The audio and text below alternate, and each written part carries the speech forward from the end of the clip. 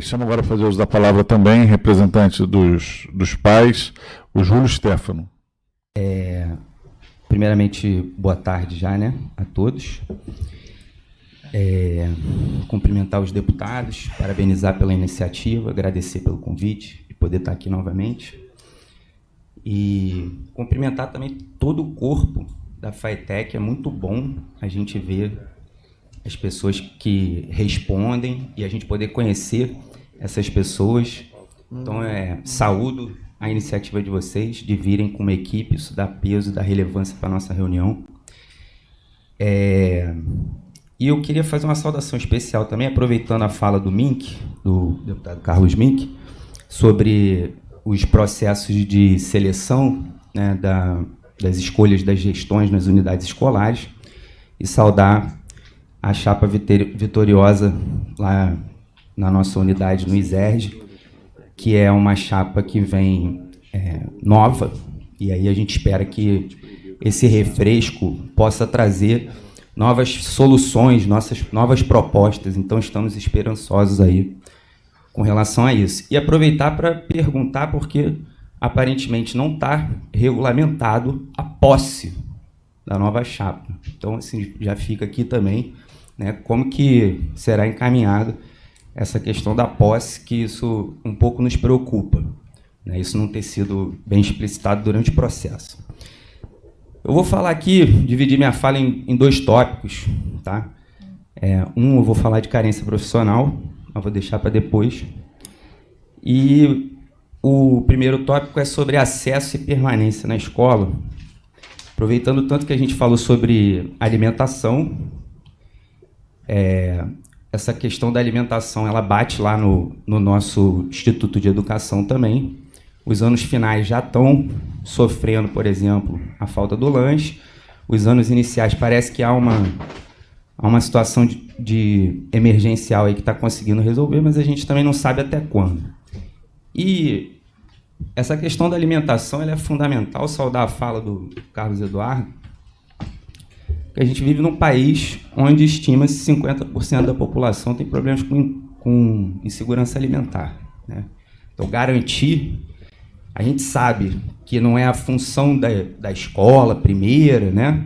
Mas garantir o acesso e a permanência dos estudantes na escola, e a alimentação é fundamental para isso. E eu posso falar da minha filha. Minha filha tem chegado em casa com fome, né?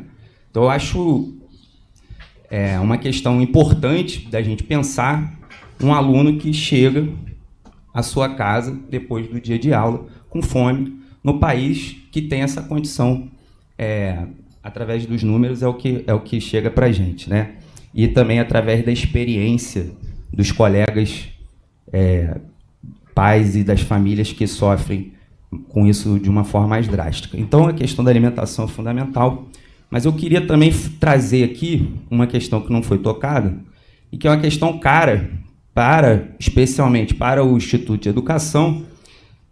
E vocês citaram um TAC, né, aqui várias vezes. Eu não sei se esse TAC cobre o que eu vou falar agora. Eu vou falar sobre a questão dos uniformes e do material escolar, né?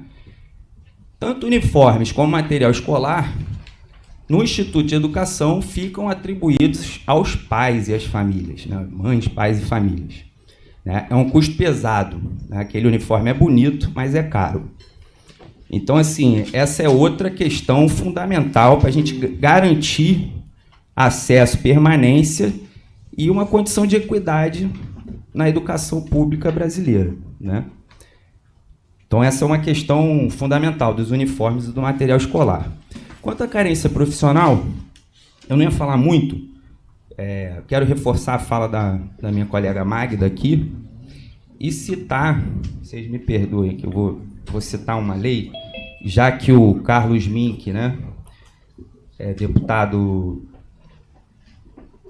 da comissão Cumpra-se, né? Então, existe, assim, exigência do cumprimento da lei 12.764/12, artigo 2º, parágrafo único, que fala da garantia de acompanhante especializado para alunos diagnosticados com TEA, né, que é o transtorno No espectro autista. do espectro autista. E é uma condição que acontece na sala de aula da minha filha. Eu sou pai de uma aluna do primeiro ano do ensino fundamental do Instituto de Educação, onde a gente tem 4 alunos de inclusão nessa turma, que tem 16 alunos e uma professora, já que não está sendo garantida a bidocência, que é projeto da escola, e não está sendo garantida. Poderia, como a Magda falou, entrar aí um profissional especializado, né, de inclusão para ajudar. A gente tem uma sala de recursos na escola que é insuficiente, com profissionais insuficientes, né? Então a carência é enorme e que coloca a escola numa condição, eu vou usar a palavra forte aqui, vocês me perdoem, de negligência e de insalubridade até com relação ao atendimento. Por favor, peço para o administrador da sala verificar quem está com o celular Motorola. Pode continuar. Obrigado. Bom, então essa é uma questão emergencial, né, na verdade, porque a gente está falando de uma situação que está real acontecendo, não só na sala de aula, né, que atende a minha filha, mas em outras também. Inclusive porque, né, a gente sabe que na rede FATEC há um direcionamento dos alunos de inclusão para o ISERJ, né, numa perspectiva inclusive de se transformar o ISERJ numa referência, o que a gente que é do ISERJ acha muito bom, maravilhoso, a gente quer, mas tem que dar condição de trabalho para acontecer inclusão, porque hoje, desculpa, não tem inclusão, tem depósito. E é por isso que eu falo aqui de negligência e insalubridade. As condições de atendimento das pessoas em situação de inclusão no ISERJ, e aí considero que na rede FATEC toda não deve ser muito diferente, são condições emergenciais e que impactam toda a comunidade escolar. E aí, o último ponto que eu trago é sobre a questão da carência de professores, embora vale dizer que a carência profissional não atinge só os professores, né? A gente entende que as melhores teorias da educação dizem que qualquer pessoa que está dentro da escola trabalhando é um educador. Então, a gente está falando de porteiros, inspetores, seguranças, manutenção e limpeza, secretaria, tudo isso, e há carência de profissionais também, e esses profissionais são essenciais para o bom funcionamento de qualquer unidade escolar. Mas eu vou falar aqui de uma questão mais grave, que eu vou falar de professor de português, né? Nós temos turmas do 7º ano do ensino fundamental do ISERJ, que até hoje, depois de 2 anos de pandemia, não tiveram uma aula de português, deputado Flávio Serafini, deputado Valdec, senhor Anildo.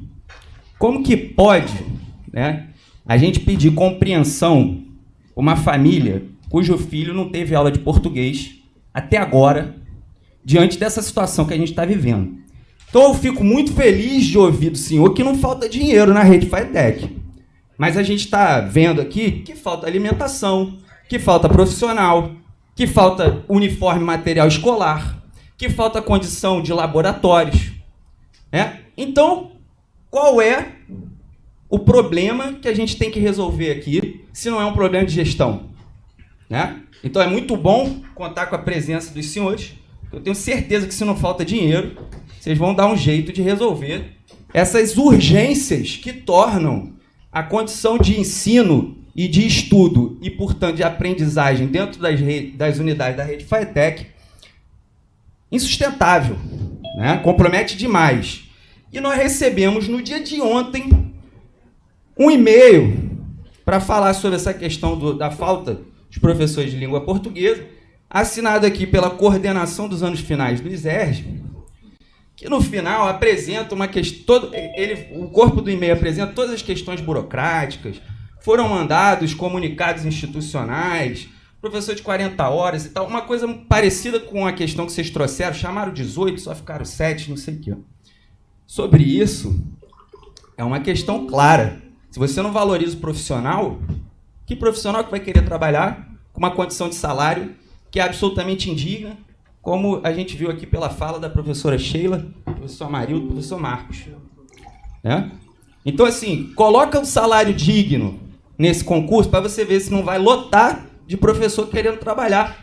Reconhece a qualificação dos profissionais e vê se não vai ter lá um monte de profissional querendo trabalhar na rede FATEC, eu tenho certeza. Porque nós vivemos, né, nesse momento do país, uma condição de desemprego que é alarmante, né, uma condição social das pessoas desesperadas, né, e com fome, como eu já falei aqui. Então, para encerrar minha fala, né, eu gostaria que a gente pudesse, né, tentar encaminhar aqui soluções para essas situações emergenciais, porque no e-mail, no final do e-mail que a gente recebeu, diz lá, a DESUP, FATEC, nem as coordenações, nem a direção do CAP tem omissão nessa história. Está todo mundo fazendo o melhor que pode, como atestam os comunicados institucionais. Vejam bem, eu entendo que vocês vão ter que fazer um pouco mais do que comunicados institucionais. Fica aí para quem mandou esse e-mail, que a gente considerou, inclusive, desrespeitoso com a situação que a gente está vivendo na escola. Então, a gente gostaria muito de ter encaminhamentos urgentes para além de comunicados institucionais, né? E a gente queria deixar aqui a organização dos pais, né? A gente, com muita luta, conseguiu instituir nossa associação, que a gente pode colaborar, né, como uma solução para a questão da alimentação, dos uniformes, do material escolar, que são fundamentais para a permanência dos estudantes. Cooperativas, a gente tem condição de organizar isso, porque eu duvido, se a alimentação estiver na responsabilidade dos pais, vai faltar comida nas escolas.